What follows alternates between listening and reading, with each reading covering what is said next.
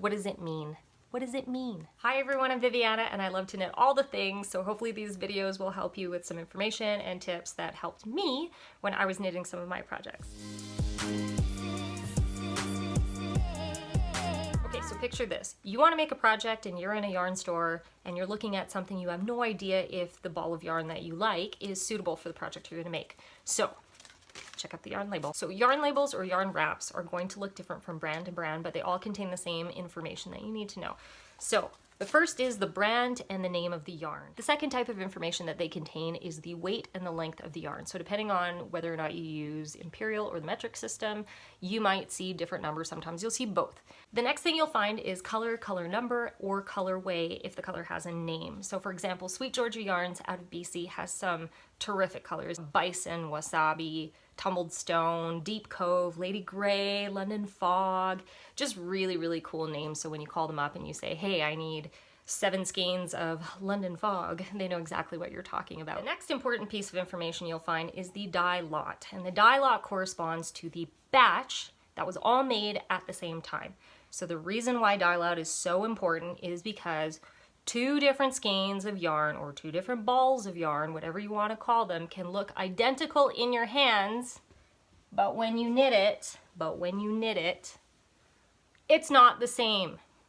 Devastating, especially if you're spending like $20, $20+, sometimes $30+ for 1 skein of yarn and you need like 7 of them.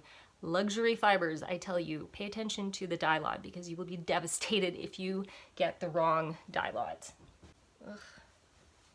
Here's a second one that I did. Yeah, you'd think I'd learned my lesson. I did not. Die lot matters. The Craft Yarn Council has a yarn weight system, which is basically a scale from 0 to 7, 0 being the thinnest, 7 being the bulkiest. So when you see a yarn ball with a number in it, it basically just tells you the thickness of the yarn. So within the scale, you have a ton of other different names to further confuse you if you are new to knitting. But when you think of your regular strand of yarn, you're probably thinking of a number 4 medium worsted weight yarn. So worsted weight, Afghan, and Aran are lumped in the same number, number 4. Then, for example, number 3, you've got a DK or a light worsted weight, which is slightly thinner. Number 2, you've got sport weight and baby. Sometimes I use sport weight for socks, for example. Then you get into number 1, which is literally sock and fingering weight yarn, baby yarn. Okay, so next up, the knit gauge. The knit gauge is this funky little diagram which basically shows you if you knit a 4x4 square, or, you know, something bigger than that, I guess, and then measured 4 inches by 4 inches.